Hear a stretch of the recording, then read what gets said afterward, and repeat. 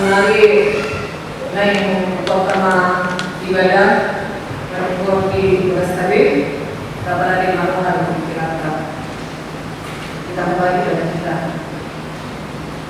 Marilah kita mengucap syukur kepada Allah yang Maha Kasih yang telah menghantarkan kita sehingga tetap sehat hingga hari ini.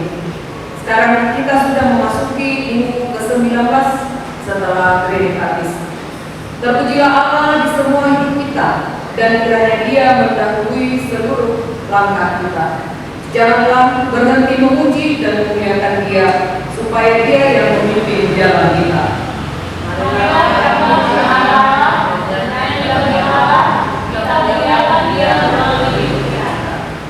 Topik minggu kita hari ini melestarikan budaya. Kiranya dalam perjumpaan Injil dan budaya kita mampu melestarikan dan melakukan budaya yang tidak bertentangan dengan Injil. Kiranya Injil yang senantiasa mewarnai dan memaknai budaya itu, dengan demikian kebaikan, keharmonisan, dan keindahan dalam hidup ini akan kita nikmati. Kita semua berkewajiban untuk melestarikan budaya yang tidak bertentangan dengan Injil. Karena itu, marilah kita membudayakan hidup yang memuji Tuhan. Marilah berdoa.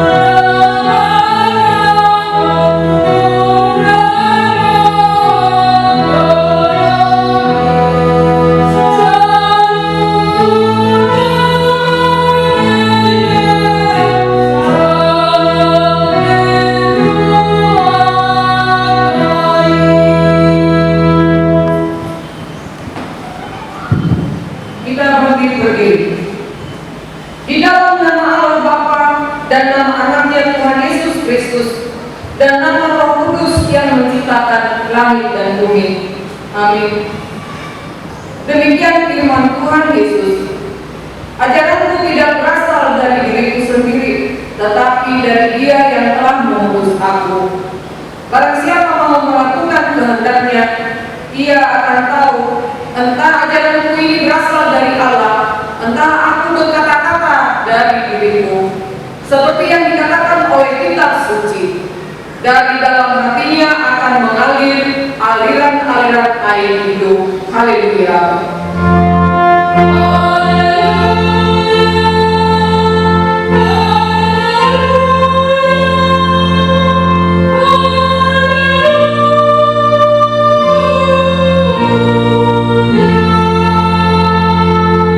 Marilah kita berdoa. Ya Tuhan Allah Bapa kami yang di surga, berikanlah bagi kami roh kedamaian dan kebenaran, supaya kami mengerti kehendak-Mu, dan dengan segenap kekuatan kami dapat melakukan kedamaian dan kebenaran itu, oleh karena anak-Mu, Tuhan Yesus Kristus Tuhan kami. Amin. Silakan duduk. Kita bernyanyi.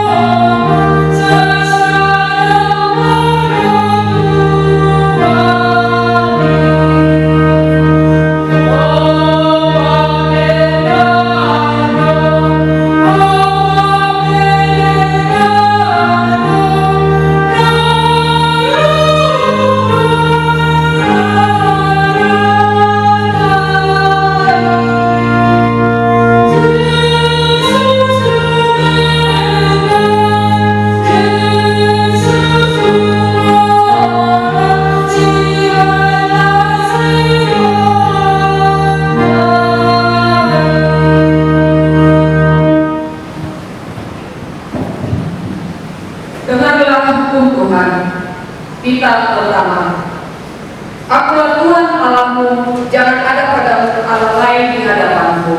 Kita kedua, jangan berbuat bagimu patung yang menyerupai apapun yang ada di langit atau yang ada di bumi atau yang ada di dalam air di bawah bumi untuk disembah atau dituruti. Kita ketiga, jangan menyebut nama Tuhan Allahmu dengan sembarangan, sebab Tuhan akan menghukum orang yang menyia-nyiakan namanya. Kita keempat, ingat dan kuduskanlah hari Sabat. 6 hari lamanya engkau akan bekerja dan melakukan segala pekerjaanmu. Tetapi hari ke-7 adalah hari Sabat Tuhan Allahmu. Maka jangan melakukan sesuatu pekerjaan, engkau atau anakmu laki-laki, atau anakmu perempuan, atau hambamu laki-laki, atau hambamu perempuan, atau hewanmu, atau orang asing yang berada di tempat kediamanmu. Sebab pada 6 hari lamanya Tuhan menjadikan langit dan bumi, laut dan segala isinya, dan Ia berhenti pada hari yang ke-7. Itulah sebabnya Tuhan memberkati hari Sabat dan menguduskannya. Kita kelima, hormatilah ayah dan ibumu supaya lanjut umurmu di bumi yang diberikan Tuhan Allahmu kepadamu. Kita keenam, jangan membunuh. Kita ketujuh, jangan berzina. Kita kedelapan, jangan mencuri. Kita kesembilan, jangan mengucapkan saksi dusta terhadap sesamamu manusia. Kita ke-10, jangan mengingini rumah sesamamu. Jangan mengingini istrinya atau hambanya laki-laki atau hambanya perempuan atau lembunya atau keledainya atau apapun yang dimiliki sesamamu. Bagaimana firman Tuhan tentang ke-10 hukum itu?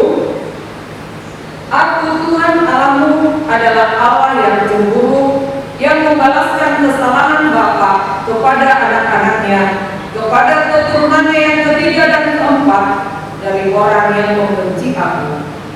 Tetapi aku menunjukkan kasih setia kepada beribu-ribu orang, yaitu mereka yang mengasihi aku dan berpegang pada perintah-perintahku. Marilah kita mohon kekuatan dari Tuhan. Ya Tuhan Allah, kuatkanlah kami untuk melakukan yang sesuai dengan hukum-Mu. Amin. Kita bernyanyi.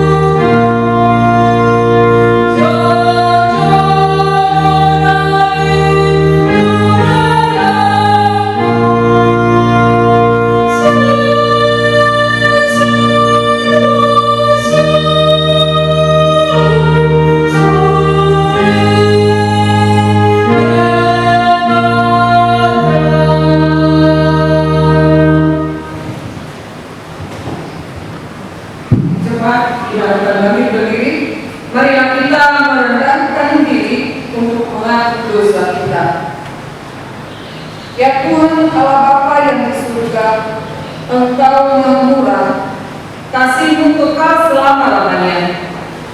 Kami datang di hadapan-Mu mengaku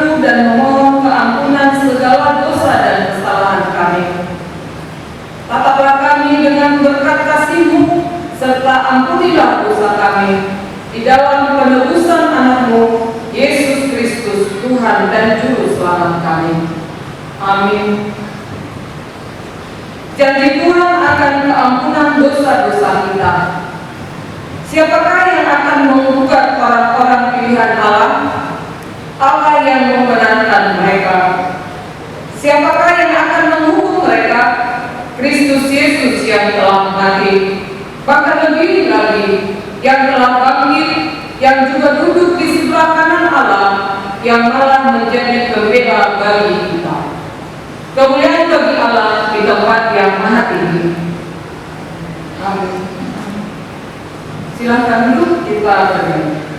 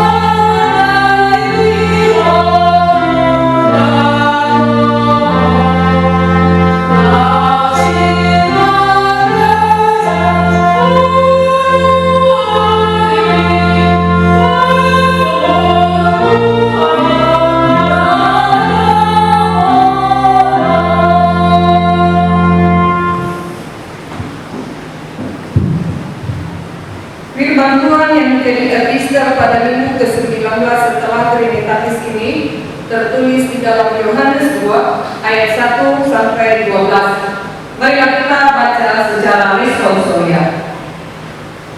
Pada hari ketiga ada perkawinan di Kana yang di Galilea dan Ibu Yesus ada di situ. Yesus datang melihatnya, diulang juga perkawinan itu. Ketika mereka kekurangan anggur, Ibu Yesus berkata kepadanya, "Mereka kehabisan anggur." Kata Yesus kepadanya, "Mau apakah engkau daripada Ibu saat belum tiba?" Tetapi Ibu Yesus berkata kepada pelayan-pelayan, "Apa yang dikatakan kepadamu, buatlah itu." Di situ ada tempat yang disediakan untuk pembasuhan menurut adat orang Yahudi. Masing-masing isinya 2-3 piring. Yesus berkata kepada pelayan-pelayan itu, "Isilah tempayan-tempayan itu penuh dengan air," dan mereka pun mengisinya sampai penuh. Lalu kata Yesus kepada mereka, "Sekarang cepatlah dan bawalah kepada pemimpin pesta." Lalu mereka pun membawanya. Setelah pemimpin pesta itu mengejar air yang telah menjadi anggur itu, dan dia tidak tahu dari mana datangnya, tetapi pelayan-pelayan yang mencedok air itu mengetahuinya. Ia memanggil mempelai laki-laki Dan berkata kepadanya, "Setiap orang mendengarkan anggur yang baik lalu dan sesudah orang tua sini, baru yang kurang baik. Tetapi engkau melakukan anggur yang baik sampai sekarang." Hal itu dibuat Yesus di Kana yang di Galilea sebagai yang pertama dari tanda-tandanya, dan dengan itu ia telah menyatakan kemuliaannya dan murid-muridnya percaya kepadanya. Sesudah itu Yesus pergi ke Kapernaum bersama-sama dengan ibunya dan saudara-saudaranya dan murid-muridnya, dan mereka tinggal di situ hanya beberapa hari saja. Demikianlah firman Tuhan. Berbahagialah orang yang mendengarkan firman Tuhan serta memeliharanya dalam hatinya. Amin. Kita berdoa.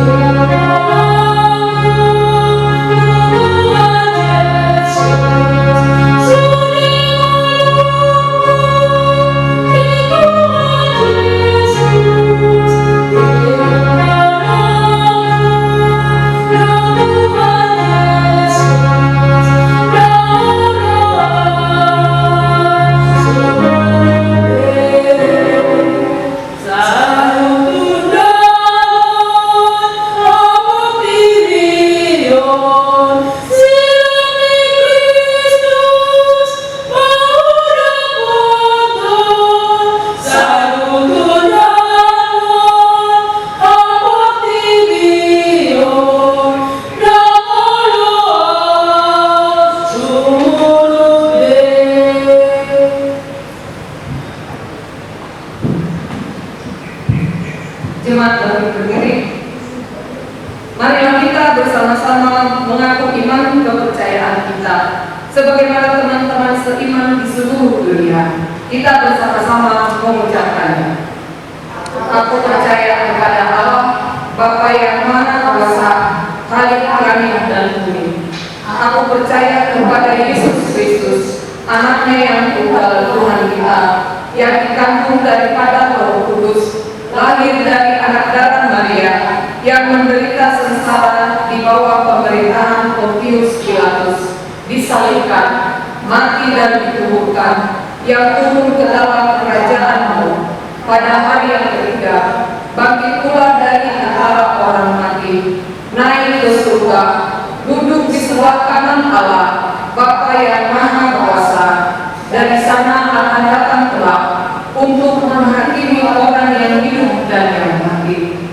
Aku percaya kepada Roh Kudus dan adanya satu gereja yang kudus, persekutuan orang kudus, pengampunan dosa, kebangkitan daging, dan hidup yang kekal. Amin.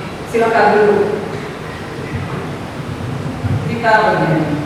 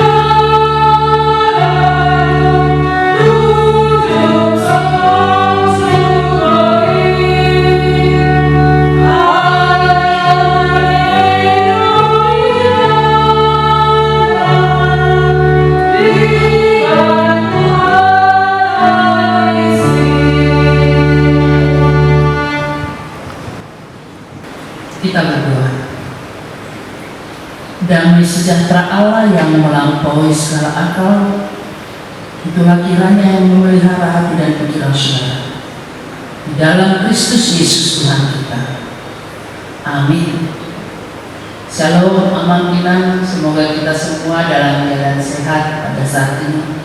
Firman Tuhan siraman rohani buat kita pada minggu ke-19 setelah Trinitatis tertulis dalam Ayub pasal 42 ayat 7 hingga ayat 17. Demikian bunyinya. Setelah Tuhan mengucapkan firman itu kepada Ayub, maka firman Tuhan kepada Elifas orang Teman, murkaku menyala terhadap engkau dan terhadap kedua sahabatmu, karena kamu tidak berkata benar tentang aku seperti hambaku Ayub. Oleh sebab itu, ambillah 7 ekor lembu jantan dan 7 ekor domba jantan, dan pergilah kepada hambaku Ayub. Lalu persembahkanlah semuanya itu sebagai korban bakaran untuk dirimu. Dan baiklah hambaku Ayub meminta doa untuk kamu, karena hanya permintaannya lah yang akan diterima, supaya aku tidak melakukan aniaya terhadap kamu, sebab kamu tidak berkata benar tentang aku seperti hambaku Ayub. Maka pergilah Elifas orang Teman, Bildad orang Suah, dan Shofar orang Naaman. Lalu mereka melakukan seperti apa yang difirmankan Tuhan kepada mereka, dan Tuhan menerima permintaan Ayub. Lalu Tuhan memulihkan keadaan Ayub setelah ia meminta doa untuk sahabat-sahabatnya, dan Tuhan memberikan kepada Ayub 2 kali lipat dari segala kepunyaannya dahulu. Kemudian datanglah kepadanya semua saudaranya laki-laki dan perempuan, dan semua kenalannya yang lama, dan makan bersama-sama dengan dia di rumahnya. Mereka menyatakan turut berduka cita dan menghibur dia oleh karena segala malapetaka yang telah ditimpakan Tuhan kepadanya. Dan mereka masing-masing memberi dia uang 1 pesita dan sebuah cincin emas. Tuhan memberkati Ayub dalam hidupnya yang selanjutnya lebih daripada dalam hidupnya yang dahulu. Ia mendapat 14.000 ekor kambing domba dan 6.000 unta, 1.000 pasang lembu, dan 1.000 ekor keledai betina. Ia juga mendapat 7 orang anak laki-laki dan 3 orang anak perempuan. Dan anak perempuan yang pertama diberinya nama Yemima, yang kedua Kezia, dan yang ketiga Renah. Di seluruh negeri tidak terdapat perempuan yang secantik anak-anak Ayub, dan mereka diberi ayahnya milik pusaka di tengah-tengah saudara-saudaranya laki-laki. Sesudah itu Ayub masih hidup 140 tahun lamanya. Ia melihat anak-anaknya dan cucu-cucunya sampai keturunan yang keempat. Maka matilah Ayub tua dan lanjut umurnya. Demikian firman Tuhan. Saudara yang dikasihi Tuhan Yesus Kristus, ketika kita mendengar nama Ayub, yang terbayang di benak kita adalah kisah hidup seorang yang setia kepada Tuhan, namun di dalam penderitaan yang luar biasa. Pencobaan datang secara beruntun kepada Ayub. 10 anaknya mati, harta bendanya habis semua. Dia mengalami sakit, penyakit yang parah. Istrinya menghujat dia, dan bahkan teman-temannya juga mengatakan Ayub itu orang yang buruk.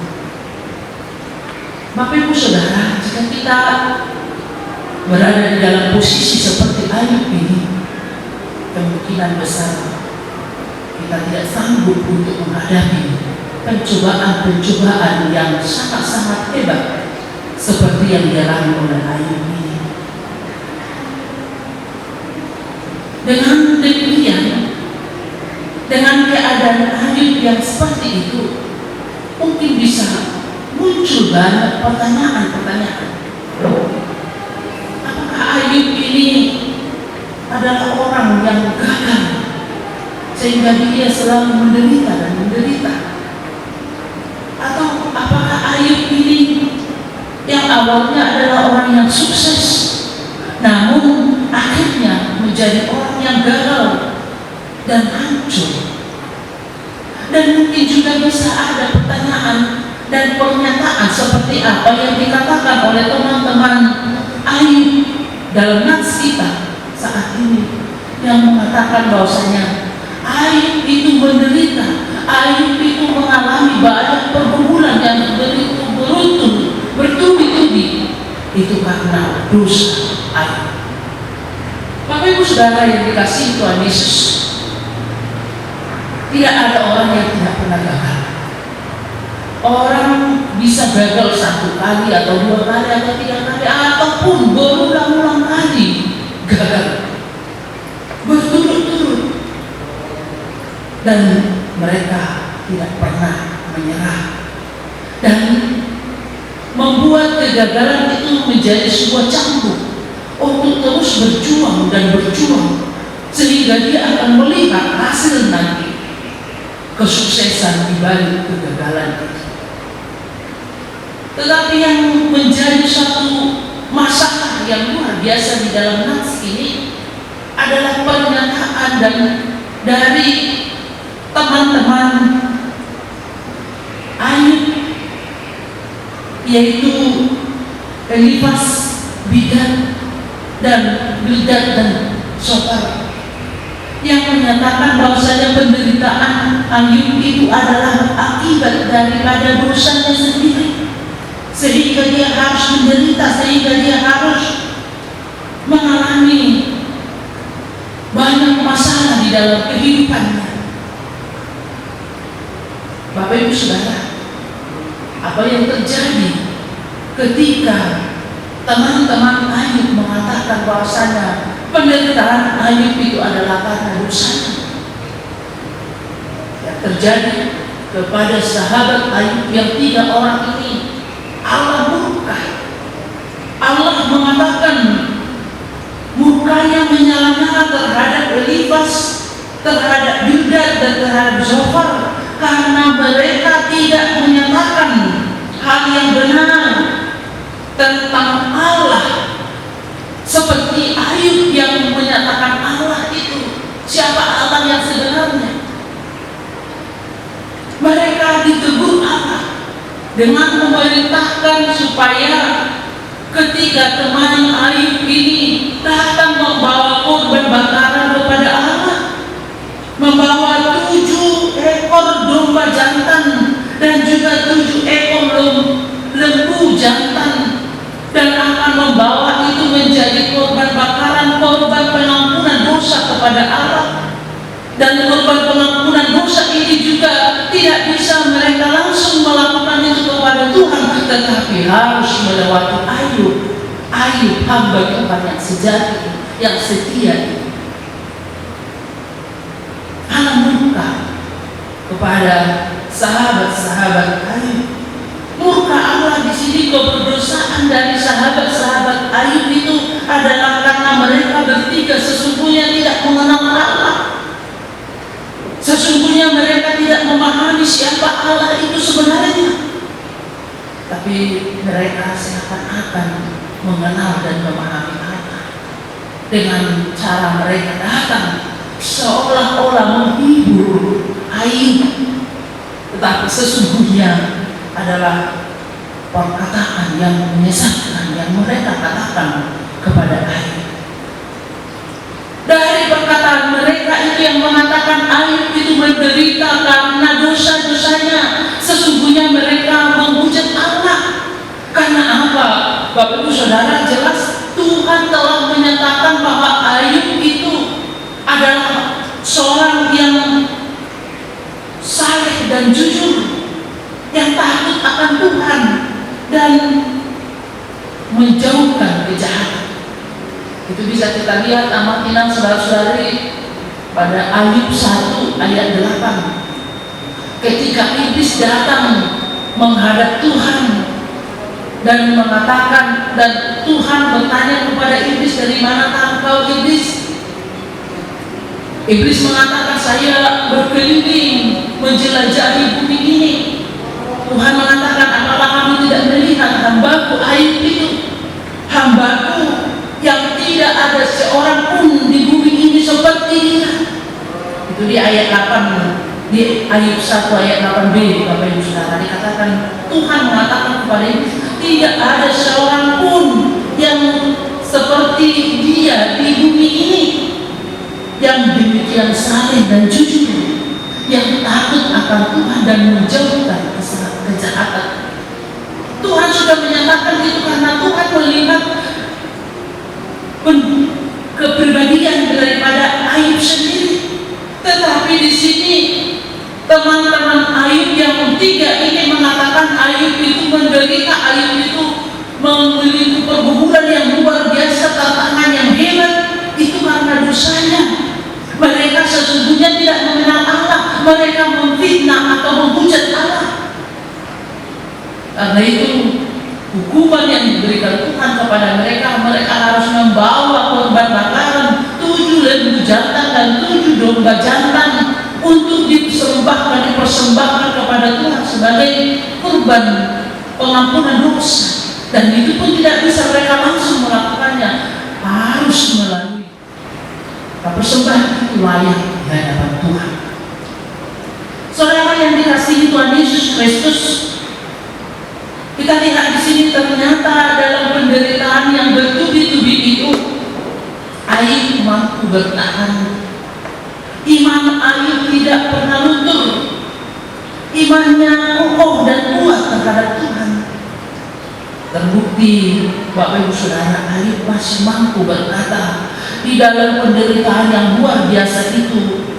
Dia mengatakan di dalam Ayub 23 ayat 10, karena ia tahu jalan hidupku, seandainya ia memuji aku akan timbul seperti emas.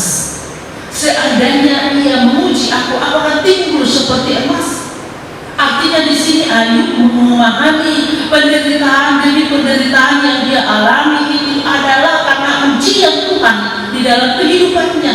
Maka dia tetap kuat, bertahan, dan tidak pernah luntur imannya, setia kepada Tuhan karena dia memahami bahwasanya nanti pada akhirnya Tuhan akan melihat dia akan timbul seperti emas.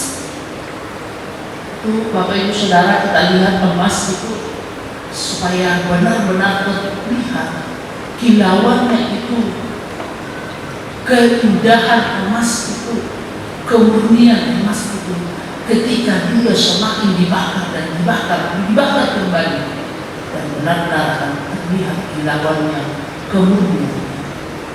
Ayub merasakan penderitaan yang ada di dalam hidupnya itu adalah suatu cobaan ujian dari Tuhan yang benar-benar menguji iman kepercayaannya, sehingga dia akan timbul seperti emas. Dia akan timbul menjadi saksi Tuhan di dunia ini atas kebaikan dan kemurahan Tuhan bagi orang-orang yang teguh di dalam iman kepercayaan. Bapak Ibu Saudara, memang Ayublah yang kita lihat di dalam firman Tuhan,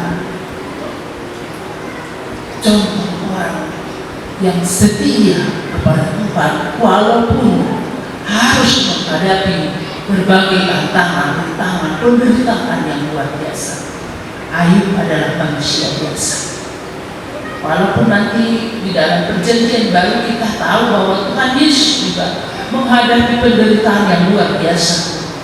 Tapi mungkin kalau kita hanya melihat ke diri Tuhan Yesus, banyak orang yang berdalih dan mengatakan, oh kami itu karena Tuhan, Dia mampu untuk itu.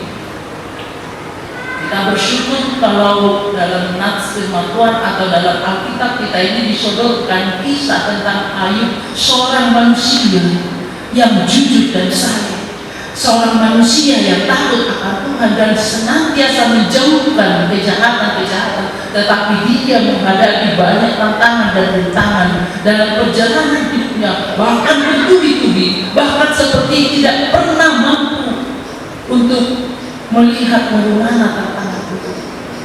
Apabila kita bandingkan kemungkinan saudara-saudari dalam perjalanan hidup kita masa sekarang ini, mungkin belum ada satupun seorang pun dari antara kita yang sehebat tantangan atau sehebat penderitaan yang dialami oleh Ayub ini, penderitaan yang kita alami.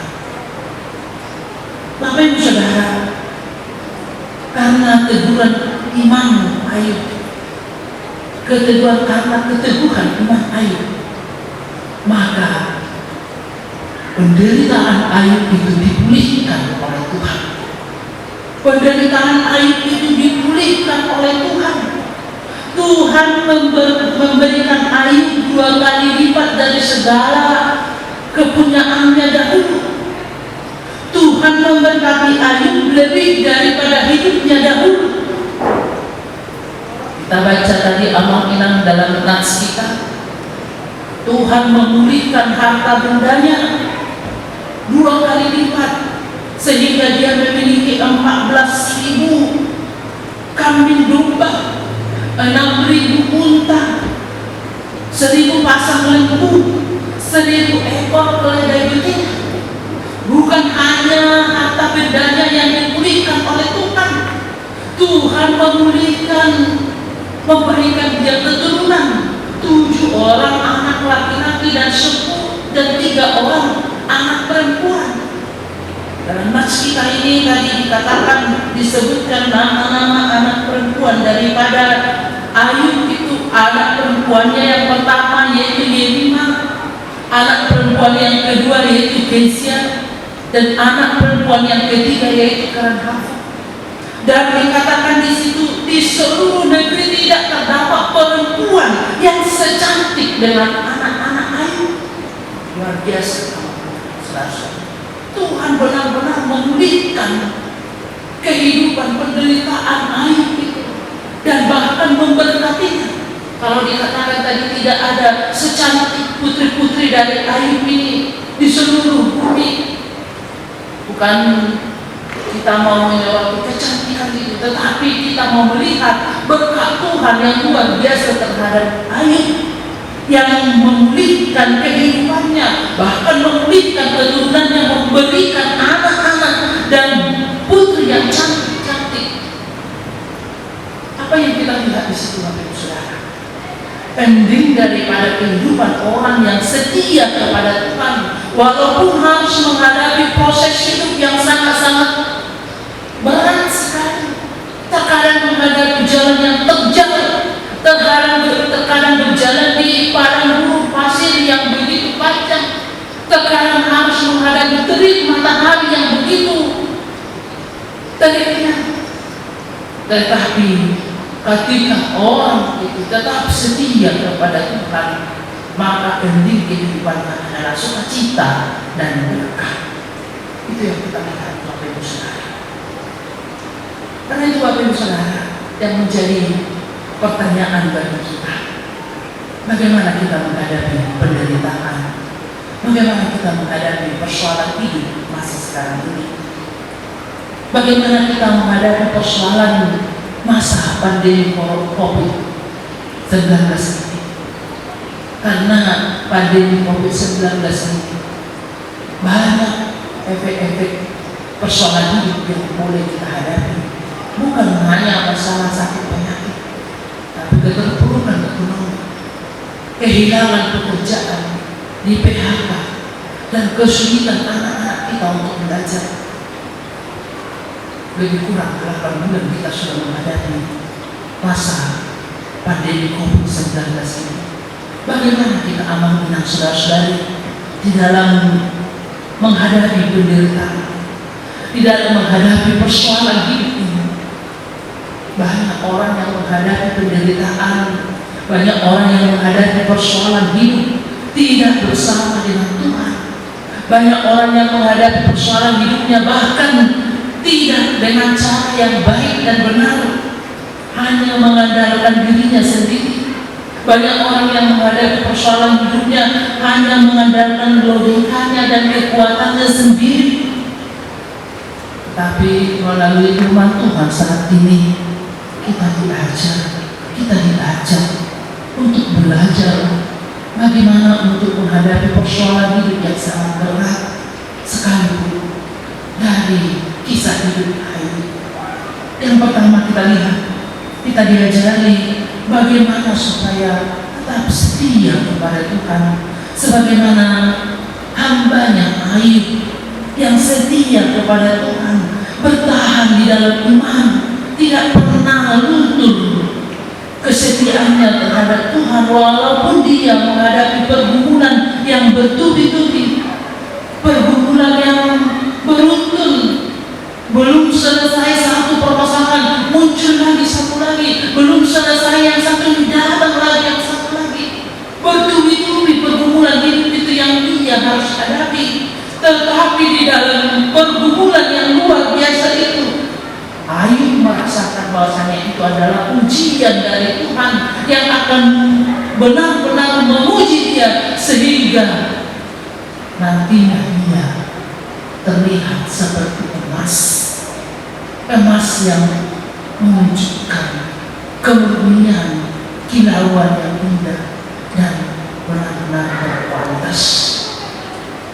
Bapak Ibu Saudara yang dikasihi Tuhan Yesus Kristus, yang kedua kita lihat bagaimana sikap Ayub terhadap sahabat-sahabatnya itu.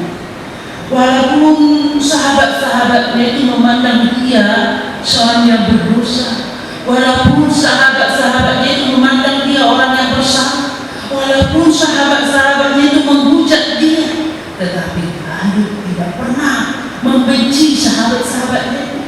Bahkan ketika Tuhan mengatakan kepada sahabat-sahabatnya itu untuk memberikan kurban persembahan 7 domba jantan dan 7 lembu jantan untuk pengampunan dosa mereka kepada Tuhan, harus melalui Ayub dengan tangan terbuka dan dengan segala kerelaan hati menolong teman-temannya itu, mengampuni teman-temannya itu dan membawa korban persembahan teman-temannya itu kepada Tuhan, sehingga Tuhan juga memulihkan, mengampuni dosa teman-temannya itu dan memulihkan hidup Ayub.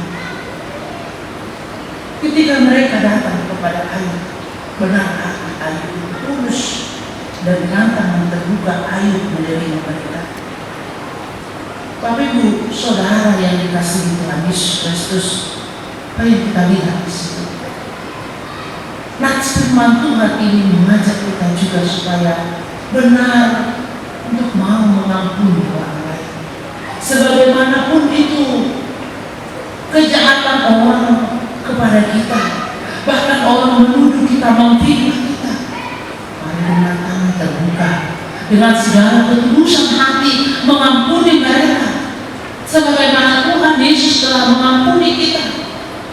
Di kayu salib, kata-kata yang pertama sekali keluar dari mulut Tuhan Yesus yaitu, ya Bapa, ampunilah mereka, sebab mereka tidak tahu apa yang mereka perbuat.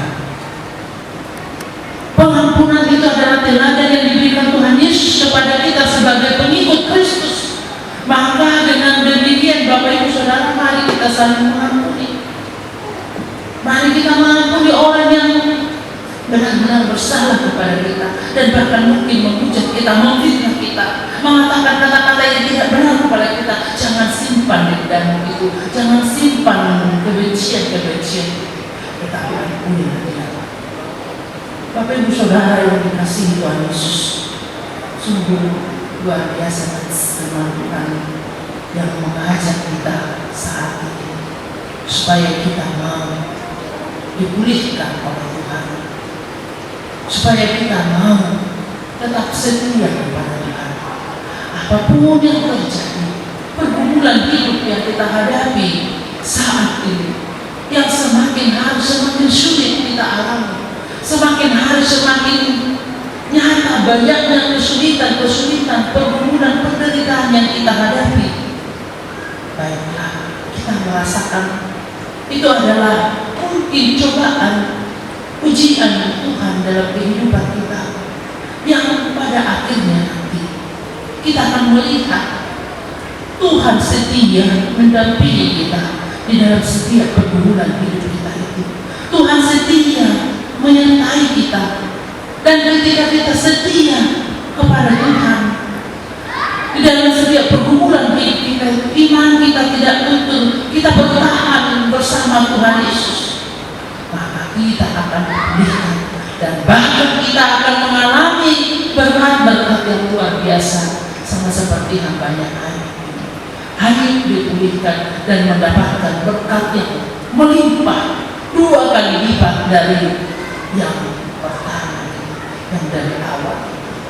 Yakinlah kemungkinan saudara-saudara, karena kita akan uji setia sampai akhir. Nah, Tuhan akan memberikan mahkota kehidupan. Setialah sampai akhir, maka di dalam ending kehidupanmu, orang yang setia kepada Tuhan tidak akan pernah kecewa. Dia akan melihat berkat yang berlimpah di dalam kehidupannya. Tidak di dalam kehidupannya masa sekarang, dalam kehidupan keturunannya, di dalam kehidupan anak cucunya. Karena anak cucu orang setia tidak pernah dibiarkan oleh Tuhan. Dia akan mendapatkan berkat yang berlimpah dalam kehidupannya setia. Amin. Kita berdoa.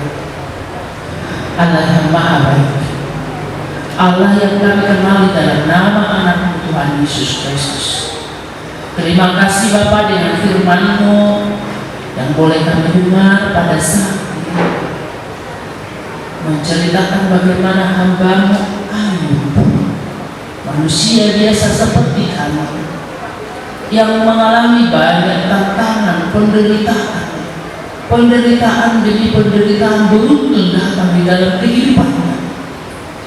Hanya napas kehidupannya yang tidak diambil daripadanya. Harta bendanya habis, anak-anaknya habis, istrinya meninggalkan dia, teman-temannya menghujat dia, dan bahkan tubuhnya mengalami sakit penyakit. Tetapi benar, dia adalah orang yang saleh dan jujur. Dia adalah orang yang takut akan Tuhan. Walaupun di dalam penderitaan yang luar biasa itu, dia tetap setia kepada Tuhan. Imannya tidak pernah luntur. Bapak yang baik, itu menjadi teladan bagi kami di dalam kehidupan kami saat ini. Firman-Mu ini benar-benar menjadi teladan bagi kami, Bapak. Apabila kami pada zaman sekarang ini, pada masa sekarang ini, banyak menghadapi tantangan, penderitaan demi penderitaan, dan bahkan mungkin di antara kami belum ada yang menghadapi penderitaan yang sehebat penderitaan daripada Ayub. Firman-Mu ini mengingatkan kami supaya kami tetap setia kepada-Mu dalam setiap pergumulan hidup kami. Kami hanya mengandalkan Engkau, kami hanya bersandar kepada-Mu saja. Karena kami tahu semua itu untuk menguji iman kami, supaya kami semakin layak di hadapan Tuhan. Terima kasih Bapak, nah, firman-Mu yang mengingatkan kami juga. Mungkin banyak juga godaan dari dunia ini, dan bahkan sahabat terdekat kami bisa menggoda kami untuk jauh dari Tuhan.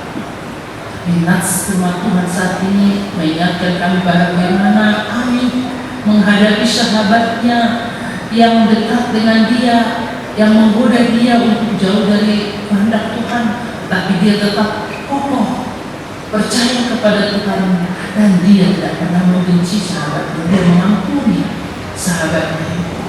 Bapak yang baik, karena roh pengampunan juga tak hadir dalam kehidupan kami.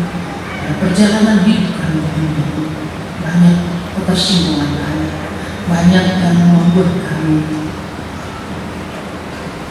benci, marah, dan mungkin di dalam kegemaran. Tapi firman Tuhan mengingatkan kami supaya kami tetap mau mengampuni dan benar-benar dengan ketulusan hati bergandengan tangan bersama-sama dengan semua orang untuk memuji Tuhan, mengampuni orang yang bersalah kepada kami sebagaimana Tuhan telah mengampuni kami. Terima kasih Tuhan dengan firman-Mu, berkati kami, berkati setiap kami, kami bersuara Paulus di mana mereka berada dan apapun yang mereka kerjakan di dalam kerjaan mereka sesuai dengan kehendak Tuhan. Terima kasih Bapa yang baik. Melalui dan permohonan kami hanya di dalam Kristus Yesus kami berdoa dan mengucap syukur. Amin. Kita bernyanyi sambil mengumpulkan persembahan di rumah masing-masing.